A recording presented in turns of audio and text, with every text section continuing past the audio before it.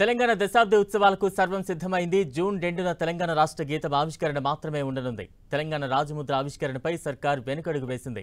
చార్మినార్, కాకతీయ కళాతోరణం తొలగింపుపై విమర్శలు వస్తున్నాయి. రాజ్యాంగబద్ధంగా చిహ్నం మార్పుకు అడ్డంకులు రావడంతో జూన్ 2న చిహ్నం ఆవిష్కరణ వద్దని సర్కార్ నిర్ణయించింది.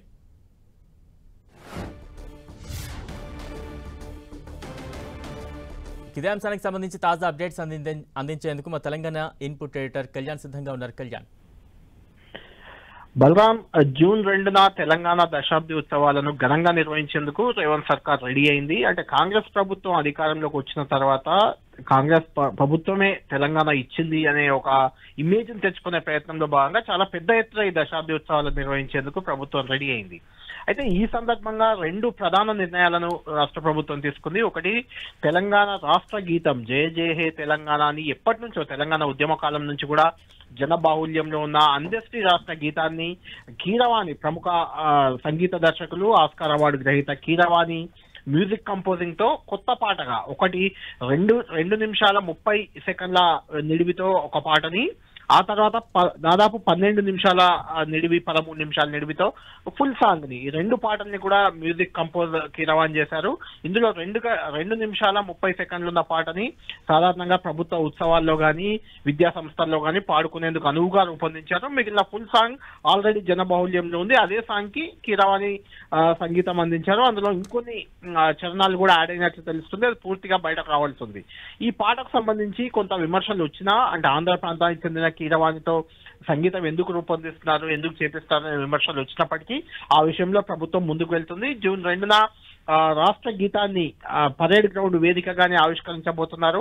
ఆ రోజే తొలిసారిగా 2 నిమిషాల 30 సెకండ్ల పాటను ఆ రోజు వినిపించబోతున్నారు తెలంగాణ ప్రజలందరికీ.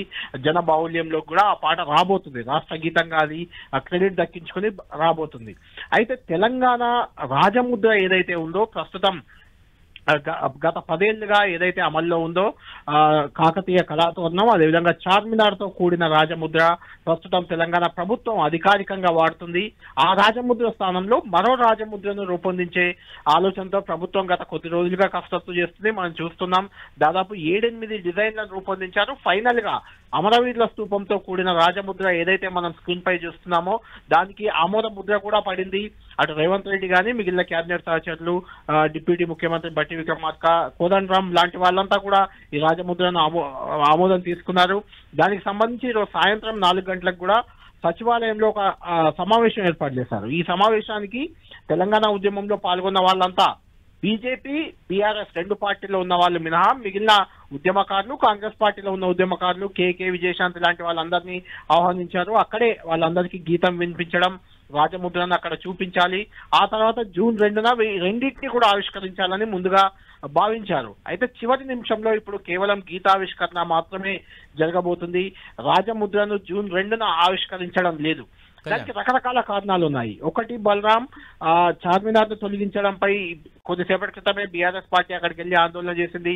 కాకతీయ కళాతోరణాన్ని తొలగించడంపై వరంగల్ జిల్లాకు చెందిన ఈవెన్ కాంగ్రెస్ నాయకులు కూడా కొంత తీవ్ర అభ్యంతరం వ్యక్తం చేస్తున్నారు. రాచరిక చిహ్నాలను తొలగిస్తున్నామని ప్రభుత్వం చెప్తున్నా అది రాచరికంగా చూడొద్దు, అది తెలంగాణ సంస్కృతి. చార్మినార్ అంటే హైదరాబాద్ సంస్కృతి, కాకతీయ కళాతోరణం తెలంగాణ సంస్కృతిగా చూడాలనే విమర్శలు వస్తున్నాయి.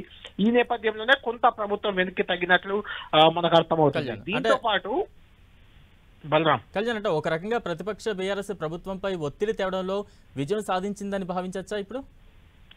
అంటే ఇందులో విజయం అపజయం అనేది పక్కన పెడితే బలరాం, ప్రభుత్వ అంటే బీఆర్ఎస్ అనే కాదు, చాలా మంది తెలంగాణ వాదుల నుంచి కూడా కొంత విమర్శలు వచ్చాయి. అది ఒక్కటే అంశం కాదు, రెండో అంశం కూడా చాలా కీలకంగా ఉంది. అదేంటంటే ఒక రాష్ట్ర చిహ్నాన్ని మార్చే ముందు ఖచ్చితంగా కేంద్ర ప్రభుత్వ అనుమతి కావాలి. కేంద్ర ప్రభుత్వం అనుమతి వచ్చి కేంద్ర ప్రభుత్వం జీవో ఇచ్చిన తర్వాతే ఆ కేంద్ర ప్రభుత్వ జీవో ద్వారానే రాష్ట్ర చిహ్నాన్ని మార్చడానికి అవకాశం ఉంటుంది. అంటే రాజ్యాంగ పరంగా కూడా అది ఈ 4 రోజుల్లో, ఈ 2 రోజుల్లో అయ్యే పని కాదు.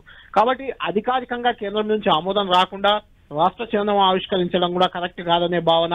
ఈ 2 అంశాలు కూడా ఇలా కీలకంగా ఉన్నాయి. ఒకటి, రాజ్యాంగబద్ధంగా ఈ చిహ్నం మార్పుకు ఈ 4 రోజుల్లో అయ్యే పని కాదు.